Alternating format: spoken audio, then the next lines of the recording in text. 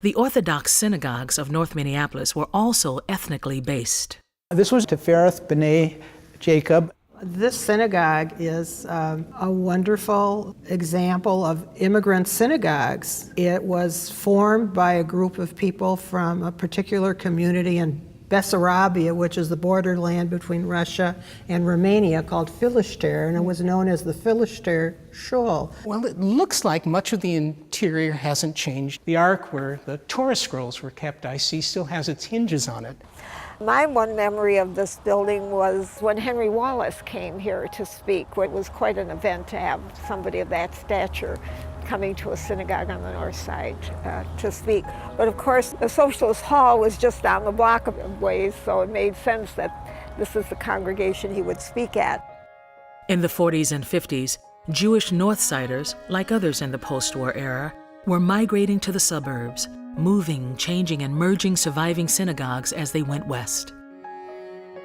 Tifereth B'nai Jacob sold its hilltop synagogue to the Church of God in Christ.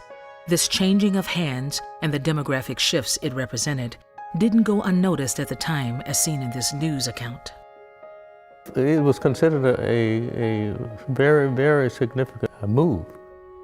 When I came here was in 1957. My wife and I shared the same dwelling with a Jewish couple. We lived on Newton Avenue North, and we lived in an upper duplex above the Mr. and Mrs. Zenith. And there was always a very good rapport with us. As a matter of fact, they would have the children down sometimes. Centuries ago, we talked about synagogues, and that's where the worships and those kinds of things. Jesus would go into the synagogues and preach and so forth. And so we happen to have a synagogue. We're glad to fit into the history of the North Side.